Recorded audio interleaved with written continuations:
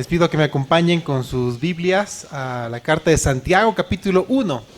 Hoy vamos a cerrar este capítulo 1 de la carta de Santiago, y vamos a prepararnos para lo que viene, porque el capítulo 2 habla ya de mucha de la parte práctica de la vida del creyente.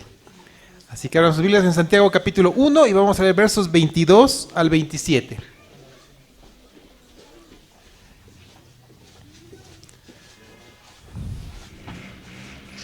Amén. Dice la palabra de Dios: pero sed hacedores de la palabra y no tan solamente oidores, engañándoos a vosotros mismos.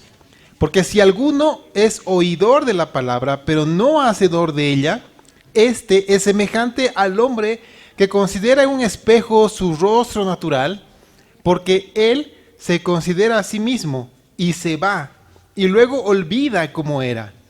Mas el que mira atentamente en la perfecta ley, la de la libertad, y persevera en ella, no siendo oidor olvidadizo, sino hacedor de la obra, este será bienaventurado en lo que hace. Si alguno se cree religioso entre vosotros y no refrena su lengua, sino que engaña su corazón, la religión de tal es vana. La religión pura y sin mácula delante de Dios el Padre es esta: visitar a los huérfanos y a las viudas en sus tribulaciones, y guardarse sin mancha del mundo. Oremos. Señor, te damos las gracias porque nos permites continuar con tu palabra, porque la carta de Santiago nos está mostrando cómo vivir delante de ti, Señor, cómo tú te mueves en medio de las circunstancias en nuestro día a día, cómo tú permites las pruebas en nosotros, Señor, cómo nos mandas a mantenernos firmes ante la tentación, y también nos mandas a buscar tu palabra, a anhelar tu palabra, a recibirla. Yo te ruego, Padre, que en este día tu palabra continúe siendo predicada con denuedo, para que nuestros corazones sean transformados a la imagen de Cristo Jesús. Amén. Amén. Cuando estaba camino aquí a la Congre, vi un letrero de una universidad. Tal vez lo han visto ustedes y han prestado atención. Está sobre una de las avenidas de la zona sur y dice lo siguiente: solo con teoría no haces nada. No sé si lo han visto, ¿no? Y también están comenzando a dar una publicidad interesante en las redes sociales, donde está un médico, o sea, alguien vestido de médico, ¿no? Y dice, solamente con teoría no haces nada, y se lanza a la piscina y dice, solamente no haces nada, y está nadando en la piscina, y después entran abogados y un montón de profesionales recién graduados, ¿no? Y también dice en su eslogan, ¿no? Gradúate con experiencia, aprende haciendo. Me llama mucho la atención lo que dice este eslogan, porque no solamente suena como un buen eslogan. La verdad, yo creo que esa frase conlleva algo muy profundo. Algo muy profundo, y me llamó la atención porque tiene mucho que ver con lo que hoy día vamos a hablar. En nuestro país, las universidades reconocidas, las que tienen una amplia experiencia, tienen un programa muy interesante. Tal vez los que han estudiado en alguna universidad han pasado por esto de las pasantías, no sé si recuerdan, o algunos le llaman práctica profesional. Entonces, en los últimos años están como que obligados por una materia a tomar alguna práctica en algún lugar, en cualquier área, ¿no? Entonces, ya sea a nivel técnico, medio, superior, licenciado, no sé, pero siempre tienen que tomar alguna práctica empresarial o pasantía. Y en ese periodo adquieren conocimiento práctico. Esa es la idea, ¿no? Están nuevitos, tienen mucha teoría, pero cuando están en cancha es otra cosa. A veces, cuando estamos en cancha, la teoría se nos cae al piso. Y la experiencia de estar en el lugar, estar en obra, estar en oficina, qué sé yo, en el momento de trabajar, ya nos da algo distinto. Y eso es lo que hoy vamos a ver, cómo también el Señor se mueve en medio de eso. Yo creo que la experiencia profesional o la experiencia en cualquier área en la cual trabajemos es ampliamente valorada. Y no solamente es valorada, es necesaria. Es muy necesaria para poder confiarle a alguien y para poder confiar en alguien al momento de contratarlo, ¿no? Muy pocos trabajos no piden experiencia laboral. pero aún así pasan un tiempo de entrenamiento, de enseñanza para hacer lo que tienen que hacer. Entonces la experiencia laboral es muy importante. Así que hoy día vamos a reconocer la diferencia entre un teórico autoengañado y un hacedor con experiencia práctica. Por eso tiene mucho que ver esta introducción que les daba. Y tengan en la mente, ¿no?, esto de los teóricos y de los prácticos, ¿sí? Vamos a reconocer la diferencia entre un teórico autoengañado, porque así lo llama Santiago, y un hacedor con experiencia práctica. Vamos a completar lo que nos toca. Hemos hablado de las pruebas, hemos hablado de las tentaciones, hemos hablado de recibir la palabra implantada, eso es lo que Santiago nos mostraba. Y una vez que recibimos con mansedumbre la palabra implantada, necesitamos que la obra sea completa. Porque se nos ha encomendado una obra. Dios está haciendo una obra en nosotros, pero al mismo tiempo nos ha encomendado que nosotros hagamos lo que nos corresponde. Y necesitamos que esa obra sea completa, sea culminada, terminada. Entonces Santiago tiene una exhortación más para nosotros. Y esta exhortación está en el versículo 22. Y nuevamente se los leo y presten mucha atención a cada palabra que Santiago da. Dice, pero sed hacedores de la palabra. Hacedores de la palabra, y no tan solamente oidores, engañándoos a vosotros mismos. Entonces aquí estamos comenzando a ver la diferencia entre los que hacen y los que son teóricos. Y si ustedes pueden notar, la palabra es viva y eficaz, ¿no es así? Y esta palabra viva y eficaz demanda de nosotros que no solamente escuchemos, sino que la apliquemos en nuestra vida. Porque es fácil sentarse y escuchar, pero salir de este lugar completamente vacíos o incluso igual de lo que hemos entrado.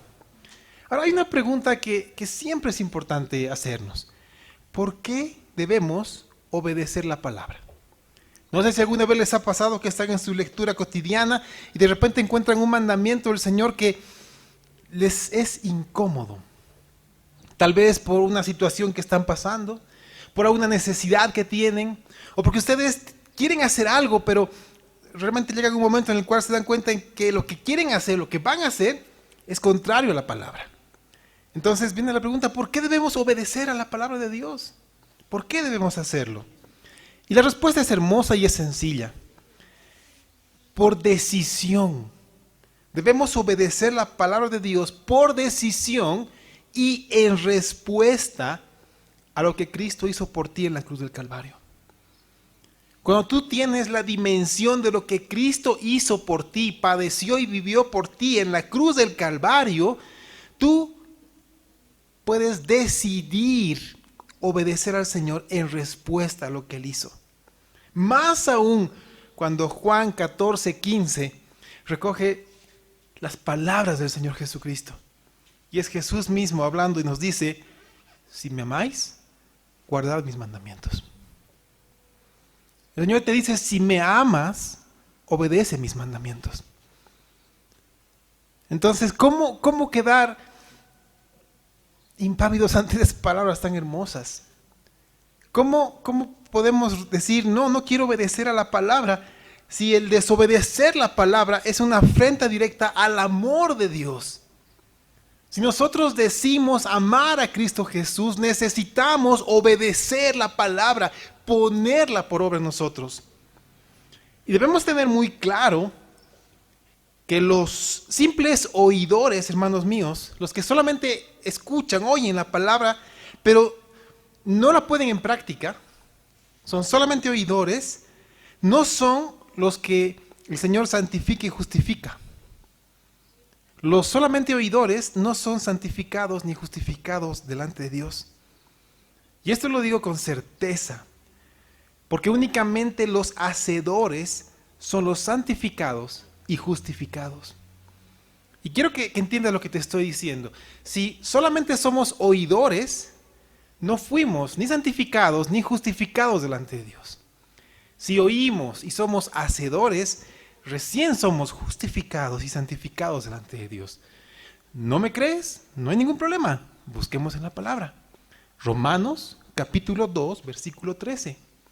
Y dejemos que la palabra nos hable al respecto de lo que les he dicho. Romanos 2, 13 dice, porque no son los oidores de la ley los justos ante Dios, sino los hacedores de la ley serán justificados. Es una aseveración muy fuerte la que Pablo hace en Romanos. Y esta parte de esta tesis muestra eso. Y nos muestra que si nosotros queremos hacer parte de la ley, jamás la vamos a poder completar. Porque quien incumple una parte de la ley se hace culpable de toda la ley. Entonces, ¿cómo somos justificados delante de Dios? ¿Porque nos portamos bien? ¿Porque hacemos buenas cosas? No. Y lo vamos a ver más adelante porque Santiago habla de las obras. Una vez que somos salvos por fe en Cristo Jesús, nuestras obras manifiestan que somos salvos.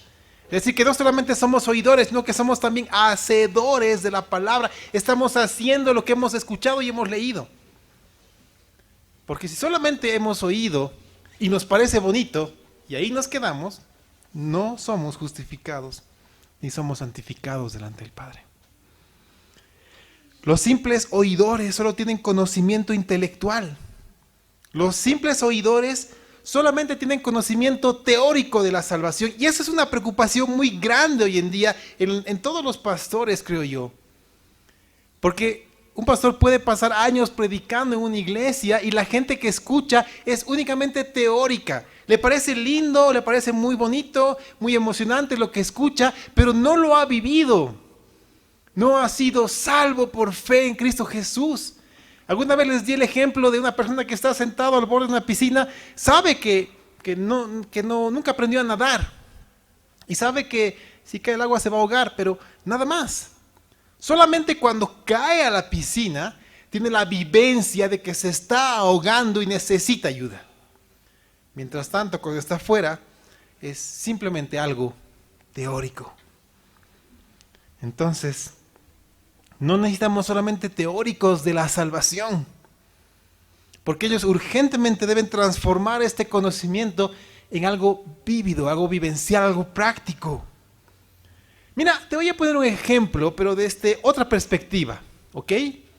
Otra perspectiva, pero tiene mucho que ver con esto para que se quede claro en nosotros.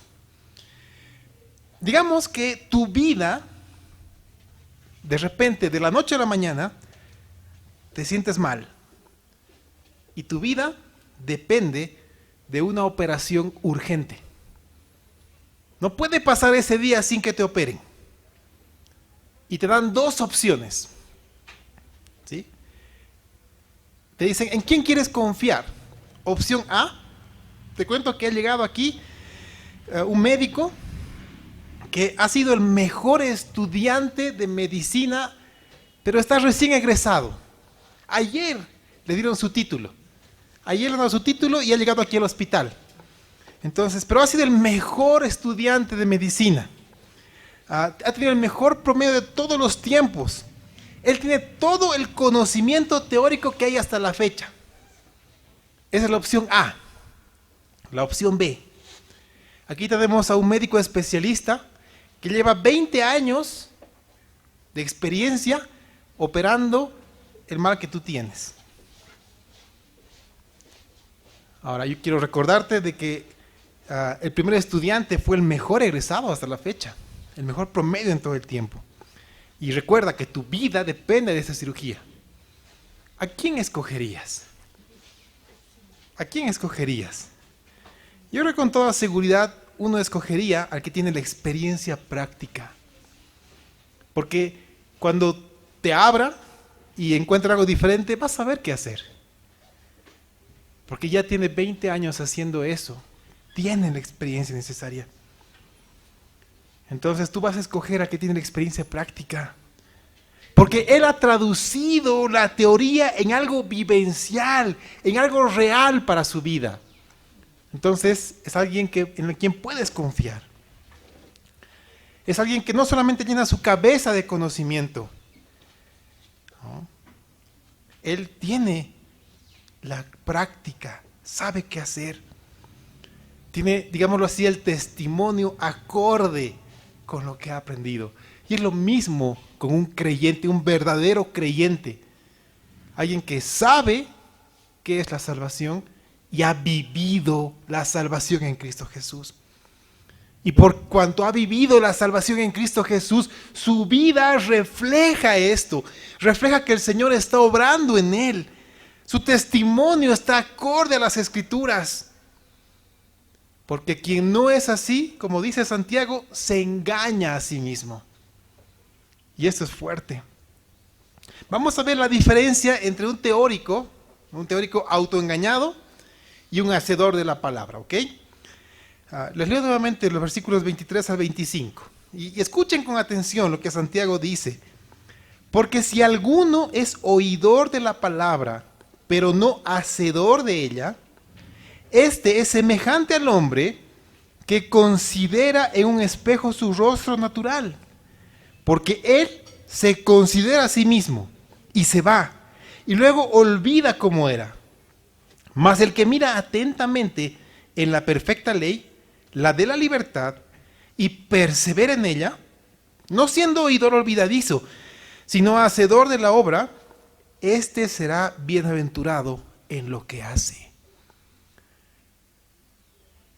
¿Tú quieres ser bienaventurado en lo que haces? Hay una manera de serlo, una manera bíblica de ser bienaventurado en lo que haces. Pero para entender perfectamente la idea que nos da Santiago, hermanos míos, vamos a conocer un poquito de cómo eran los espejos en ese tiempo. Cuando hablamos de espejos, a alguien le viene a la mente, yo tengo un espejo en mi baño. Ahí está el baño, es algo bien bonito, está bien pulido y uno se refleja perfectamente. Los espejos fueron o se comenzaron a hacer tal como los conocemos recién por el siglo XIV o XV, más o menos. En los tiempos de Jesús, los espejos eran muy diferentes. Generalmente los espejos eran discos, ¿sí? Tenían diferentes tamaños. Es un tamaño de este diámetro más o menos, hasta este diámetro, que era los que tenían más dinero podían tener un espejo de este diámetro.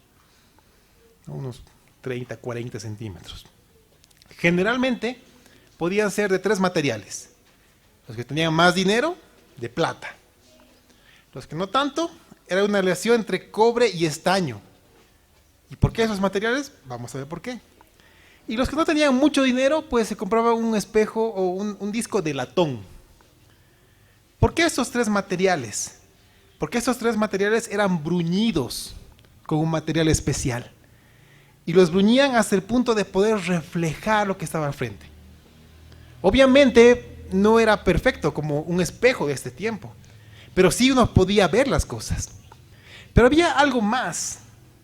Se requería una cantidad considerable de luz para verse en ese reflejo.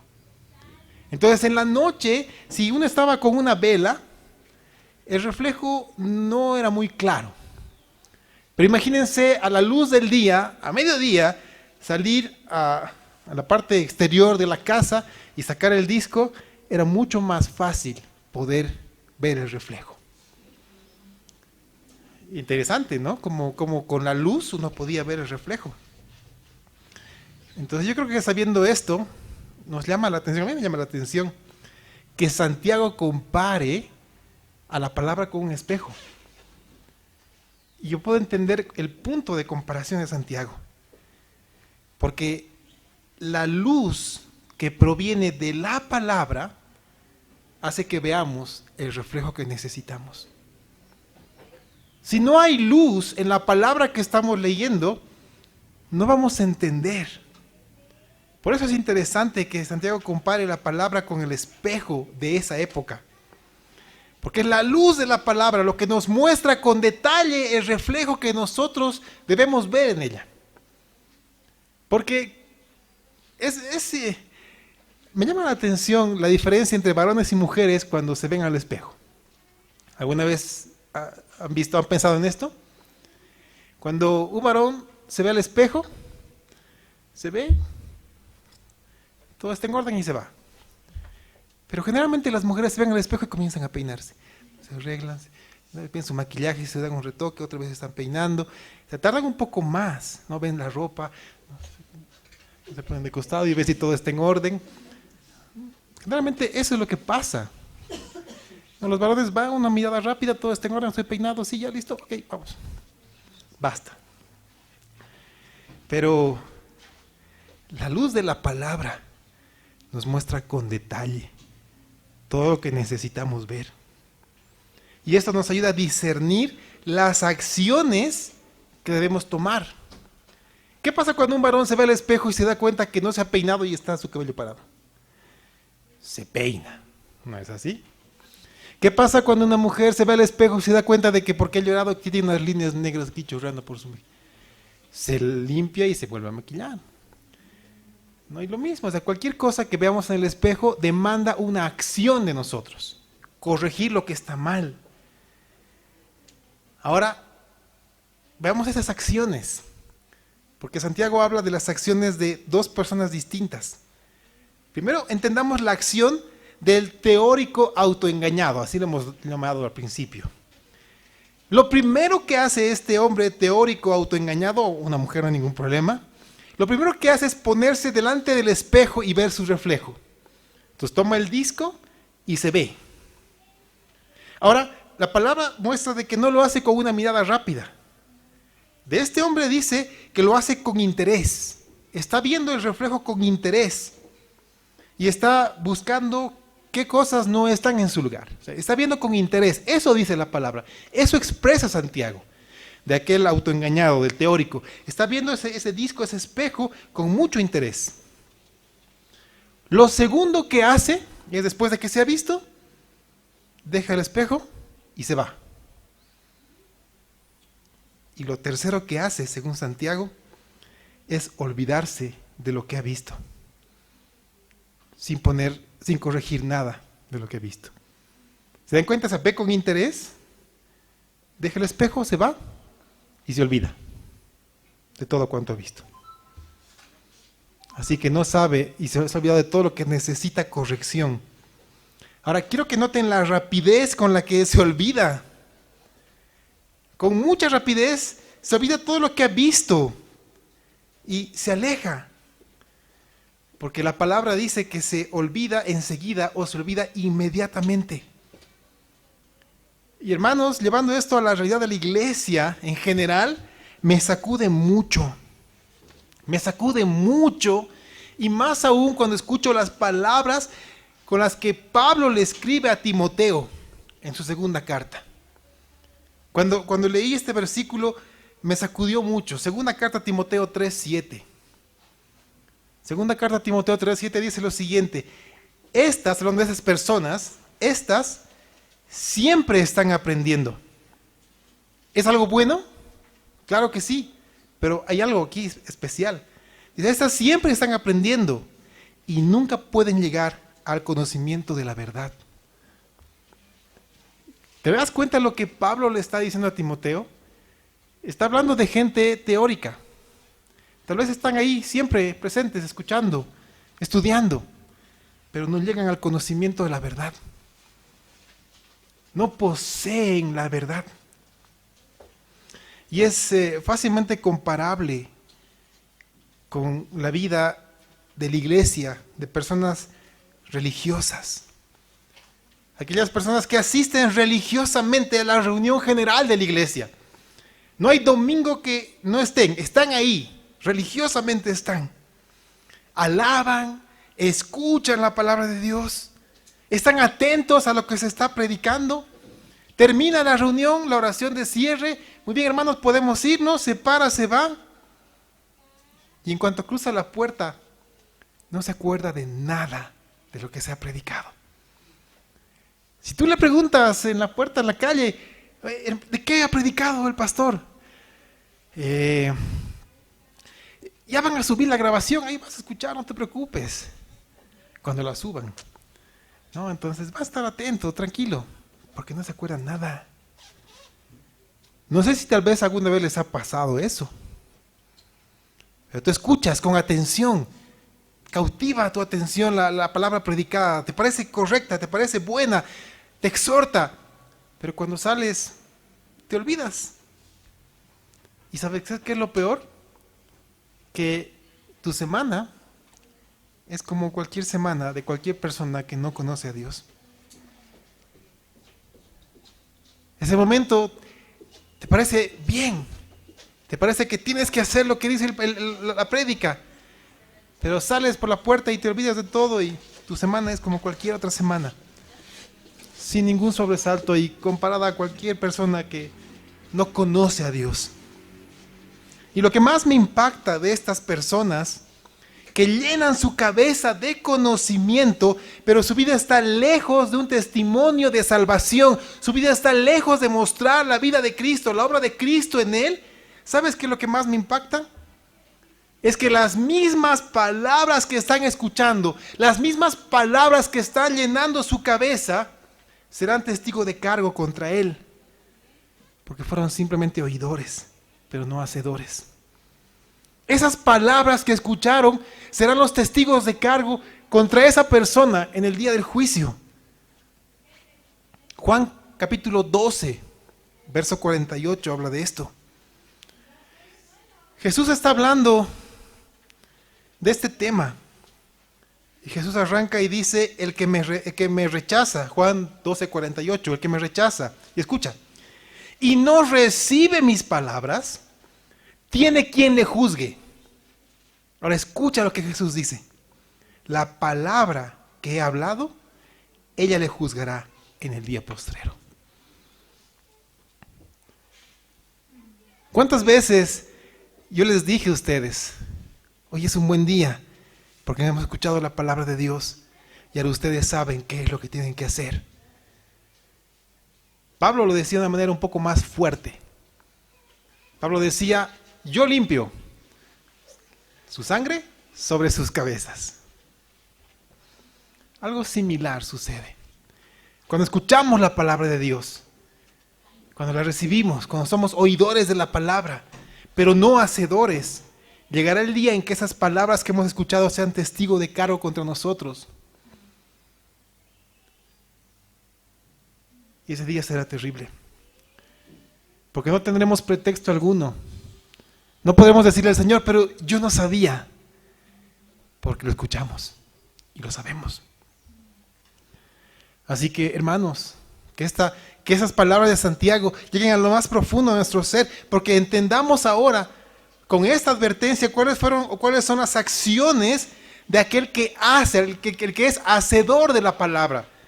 Porque también tiene 3 acciones, 3 actitudes que este hombre, esta mujer hace.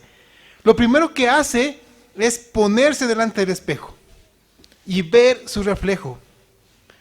Pero Santiago usa una palabra distinta en el texto original. Santiago dice que esa persona se inclina para ver su reflejo. Y ese acto de inclinarse es para mostrar con detalle las imperfecciones. Es decir, alguien que está buscando, está inclinado buscando todas las imperfecciones que hay en su vida. ¿Qué pasa cuando alguien está frente a un espejo en el baño y quiere ver con más detalle? ¿Qué es lo que hace? Se acerca, ¿no? Se acerca al espejo. Entonces este hombre está viendo, está inclinado hacia este disco, este espejo. Ahora, ¿sabes qué es lo segundo que hace? Que no solamente permanece mirando lo que la palabra revela. Santiago dice que permanece en la palabra misma. Es algo sencillo, pero es trascendental. No solamente permanece mirando la palabra revelada, permanece en la palabra. Eso es lo segundo que hace. Permanecer en la palabra, quedarse con la palabra. Eso es lo que nos impulsa a vivir la palabra. Esa palabra que hemos escuchado el domingo, nos quedamos en la palabra el resto de la semana, meditamos en ella, la masticamos, la disfrutamos y la vivimos. Porque lo tercero que esta persona hace es poner por obra lo que ha aprendido de la palabra. Y eso, hermanos míos, es mi anhelo para cada uno de ustedes. Que no solamente sean oidores, sino hacedores. Porque aquel que pone por obra está mostrando el resultado o la obra misma de alguien que se deja conducir por la palabra. Alguien que está lleno de la palabra y esta palabra lo gobierna. ¿Y sabes cuál es el resultado final que señala Santiago? Es que va a ser bienaventurado en lo que hace. Esta palabra bienaventurado es hermosa, porque podemos también traducirla como feliz. Aquel que hace la palabra, que es hacedor, es alguien que va a ser feliz en lo que hace. ¿Cuántas veces nosotros vamos al trabajo y no vamos felices? ¿Les ha pasado? Que vamos porque tenemos que ir, no nos queda otra. O sea, al final de algo tengo que vivir, tengo que llevar comida a mi casa, no sé. Tengo cosas que pagar, pero no lo hacemos felices. Pero si nosotros entendemos las Escrituras y vivimos conforme a las Escrituras, cualquiera sea nuestra circunstancia, aun cuando estemos en medio de la prueba, ¿qué dice Santiago? Que tengamos gozo. Que tengamos esa felicidad, porque el Señor tiene un propósito para nuestra vida. Y si estamos donde estamos, es porque el Señor lo ha permitido. Si estamos viviendo lo que estamos viviendo, podemos hallar gozo en medio de esta prueba. No por la prueba en sí, ¿recuerdan? Hallamos gozo porque sabemos en quién hemos creído y quién gobierna nuestra vida. Por eso seremos bienaventurados en todo lo que hacemos. Estaremos felices, estaremos dichosos, porque el Señor gobierna nuestra vida. Así que, hermanos, no nos autoengañemos, porque estamos viendo el contraste. Hemos visto los religiosos que están el domingo, escuchan, salen y se olvidan.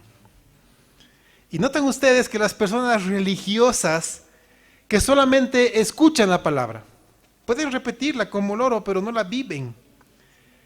Son personas que generalmente viven enojados. ¿Han notado eso? Son personas que generalmente les molesta otras cosas. Tal vez están inconformes consigo mismo porque no dan la talla que quisieran dar. Pero sobre todo están enojados con otras personas. Porque pasan el tiempo buscando los pecados, errores y defectos en los demás. Porque no tienen su cabeza ocupada en las Escrituras y en la vida que Dios quiere para ellos. Así que no nos autoengañemos. Y quiero cerrar lo que Santiago dijo. Debemos recibir la palabra, pero hacerlo con mansedumbre, esa palabra implantada el día que nacimos de nuevo. Debemos meditar en ella. Debemos ver el reflejo, contrastarnos con las Escrituras. Pero lo más importante, poner por obra todo cuanto hallamos en sus páginas. Hasta lo más pequeño. Hasta la cosa más insignificante. Cualquier cosa, ponlo en práctica y serás feliz. Y la gente verá que el Señor está obrando en ti y serás digno de confianza.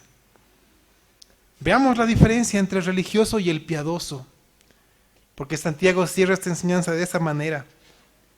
Dice el versículo 26 y 27, si alguno se cree religioso entre vosotros y no refrena su lengua, sino que engaña su corazón, la religión de tal es vana. La religión pura y sin mácula delante de Dios el Padre es esta: visitar a los huérfanos y a las viudas en sus tribulaciones y guardarse sin mancha del mundo. ¿Cuál es la característica de una persona religiosa? En cualquier religión, no importa. Es una persona llena de normas, llena de prácticas, llena de acciones. Y estas acciones tienen un fin: ganar lo que creen que merecen con lo que han hecho. Es decir, la gente por la religión piensa que haciendo cosas va a obtener la salvación. Eso es lo que hace un religioso. Es el que se centra en acciones externas. Pero esas acciones externas solamente muestran una piedad aparente. Eso es lo que Santiago está diciendo. Isaías lo dice de una manera mucho más clara. Isaías 29:13. El profeta escucha las palabras de Dios respecto a los religiosos. Isaías 29:13 dice pues el Señor: porque este pueblo se acerca a mí con su boca y con sus labios me honra, pero su corazón está lejos de mí. Y su temor de mí no es más que un mandamiento de hombres que les ha sido enseñado. El Señor se fija en algo que nadie más que Dios puede hacer: el corazón. El único que puede ver nuestro corazón, discernir nuestro corazón, llegar hasta lo más profundo del corazón es Dios. Y Él sabe cuando nuestro corazón está alejado de Él y hemos caído en una religiosidad. Porque la característica que Santiago está resaltando de esta persona es que no tienen, ¿no?, de los religiosos. Santiago dice que no tienen la capacidad de controlar su lengua. ¿Sabes qué quiere decir esto? Que no tienen la capacidad de controlar su hablar, su manera de expresarse. Una persona religiosa puede tener un lenguaje cristiano impresionante. Puede dominar el lenguaje cristiano. Aunque algunos dicen, habla cristiañol.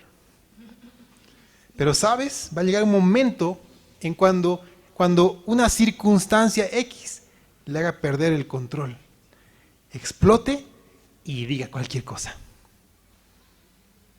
La religión de tal es vana. Y esto es fuerte, porque nos desnuda delante del Señor.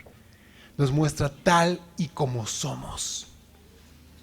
Muestra nuestra necesidad de rendir el corazón delante de Dios, escuchar la palabra del Señor, retenerla y ponerla por obra. Y no engañarnos más. Y esto es fuerte. Porque por otro lado, el creyente hacedor de la palabra tiene dominio de su lengua. Tiene dominio de sus palabras.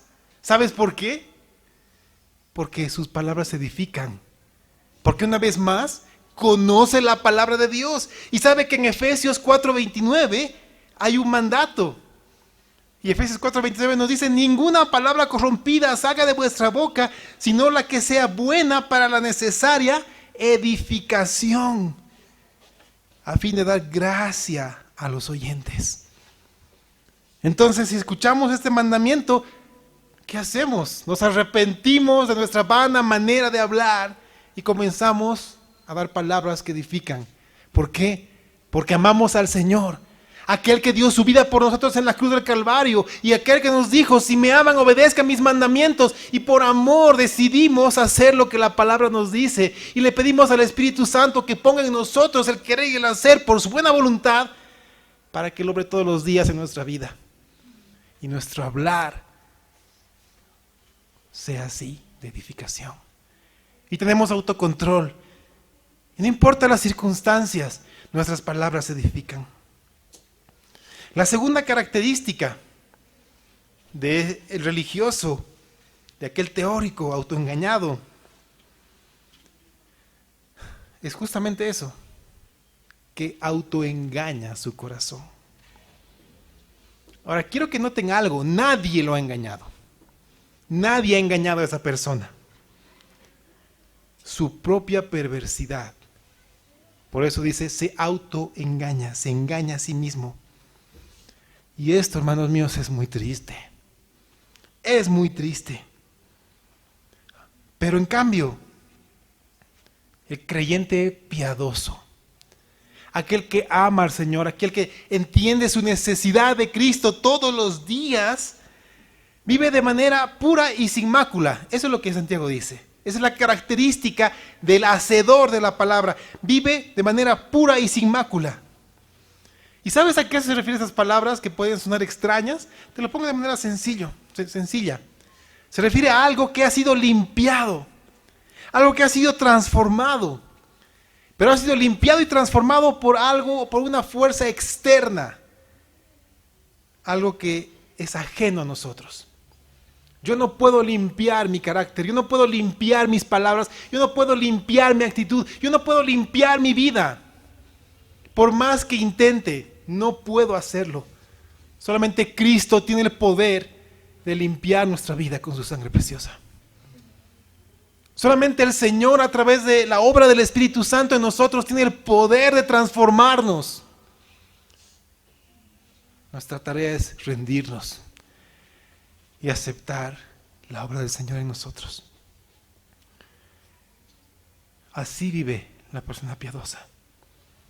Ha sido limpiada por Cristo. Ahora, este creyente, porque es creyente, ha nacido de nuevo y es hacedor de la palabra, según Santiago, realiza dos acciones. Y esa es la verdadera religión. Primero, ¿qué dice que hace? Visita a los huérfanos y a las viudas.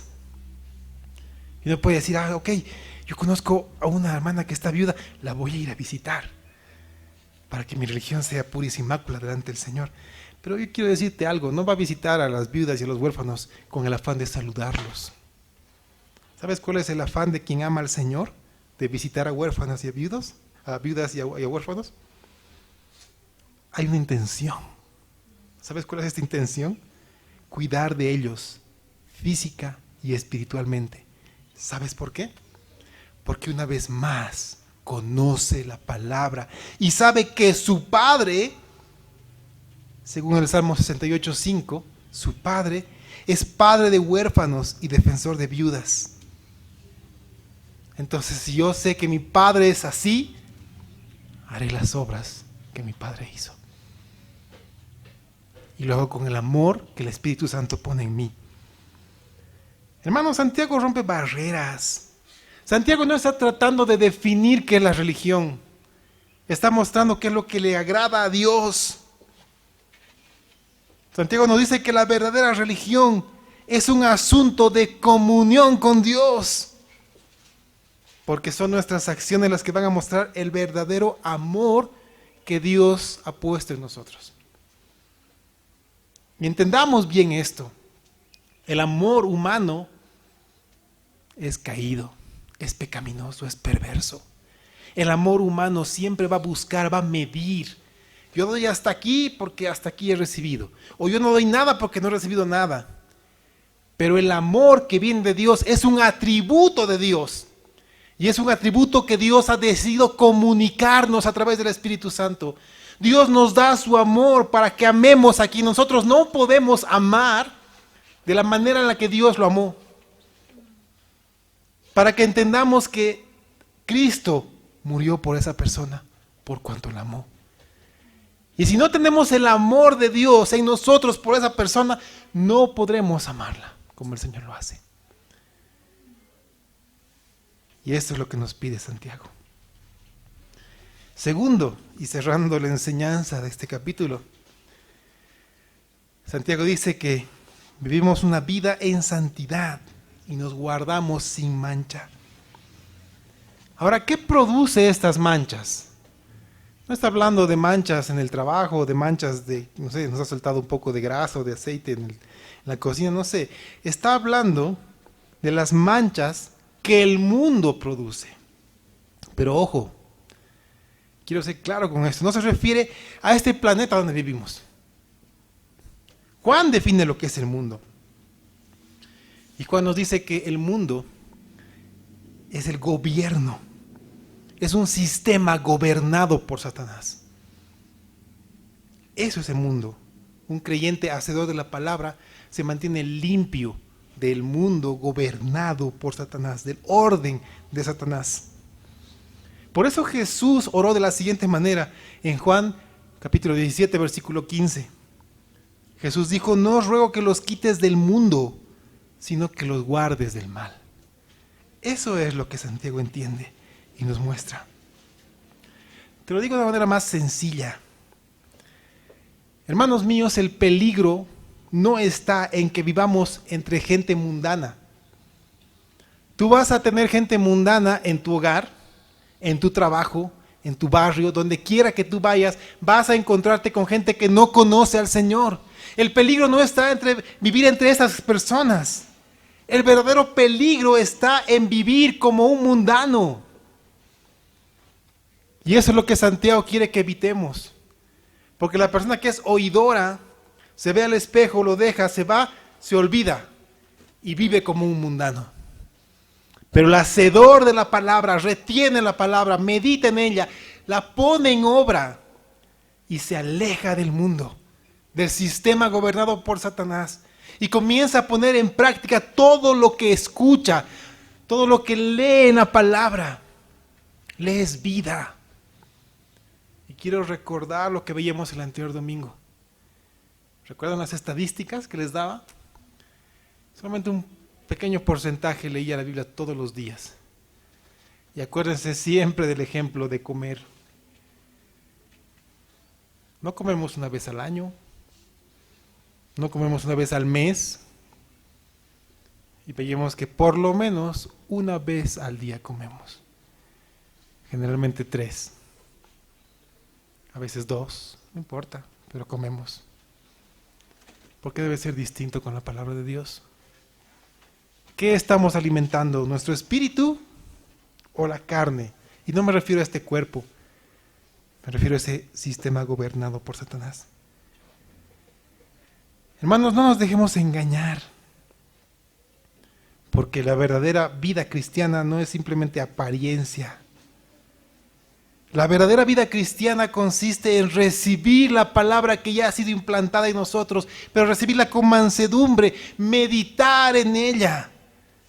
Y les paso un tip sencillo para que no se olviden cuando salgan por la puerta. Hablen entre ustedes. Hablen entre ustedes y pregúntense, oye, ¿qué te parece lo que has escuchado? ¿Qué te parece? ¿Cómo podemos poner en práctica? Marquen su Biblia. Traigan su Biblia para comenzar, hermanos. Márquenla ahí. Mediten, lleguen a su casa y vuelvan a leer y mediten en eso. Refléjense en la palabra del Señor y vivan conforme a ella. Escuchen mandamientos, escuchen promesas y vivan conforme a ellas. Yo creo que es tiempo de dejar de hablar tanto de la piedad y que comencemos a vivir de manera piadosa. Eso es lo que necesitamos, hermanos míos, para que seamos bienaventurados en lo que hacemos. Esa es una promesa hermosa de parte del Señor. ¿Cuántos no anhelan ser bienaventurados en lo que hacen todos los días? Tener un gozo tremendo. Y algo que me llama la atención es que esta última semana, prácticamente con persona con la que he hablado, llegaba a la misma conclusión. La conclusión es, qué rápido ha pasado este año. Era enero, febrero y ya estamos cerrando el año. Con pocas personas con las que he hablado, con mucho gozo en su corazón, han disfrutado de cada día. Y el tiempo ha pasado en su cabal dimensión. Ni muy rápido, ni muy lento. Cada día ha sido disfrutado. Y esto es hermoso. Porque llega un momento de nuestra vida en el cual nos damos la vuelta y ya ha pasado la mitad de nuestra vida. ¿Y qué hacemos? Nos angustiamos. ¿Y ahora qué hacemos? Y no he podido hacer esto, no he podido hacer aquello. Y no hallamos gozo. Pero si somos hacedores de la palabra, tengan la garantía que el Señor redime nuestro tiempo. Y el momento en que nuestro tiempo es redimido, hallamos gozo y somos bienaventurados con la obra de Dios en nuestra vida. Amén. Vamos a ponernos de pie. Y pidamos al Señor que por su buena voluntad ponga en nosotros el querer y el hacer, de que cuanto hemos aprendido en el capítulo 1 sea vida en nosotros. Sobre todo esto de mirarnos en la palabra. Y que sea la luz de la palabra la que ilumine todo y nos muestre todo lo que debe ser cambiado, transformado y quitado en nosotros. Que sea la palabra que nos muestre esto. Y así, hermanos míos, oremos. Y pidámosle al Señor. Dile conmigo: Señor, heme aquí. Padre bueno, necesitamos de ti. En mis fuerzas yo no puedo. Es más, me doy cuenta que no tengo fuerzas. Pero yo sé por tu palabra que tú das fuerzas al que no tiene ninguna. Así que hoy rogamos por tus fuerzas, Señor, para que por tu buena voluntad tú pongas en nosotros el querer y el hacer, para que vivamos y amemos tu palabra. Para que levantemos nuestras manos en rendición y dejemos que tú nos transformes cada día. Que lo que escuchemos, Señor, sea poco o sea mucho, no importa, sabemos que es la porción que tú has determinado para nosotros. Que esa porción sea de bendición para nuestra vida. Te rogamos, Padre bueno, que nos ayudes a poner en práctica todo cuanto escuchamos, todo cuanto leemos. Permite, Padre, que la obra que estás haciendo en nosotros sea reflejada. Danos dominio, Señor, de nuestra lengua, para que cuanto hablemos sea de edificación. Padre, permite que vivamos sin mancha de este mundo, cubiertos por tu sangre, por tu palabra, entendiendo cada una de sus mandatos, Señor. Obra en medio de este pueblo, Padre. En nombre de Jesús. Amén.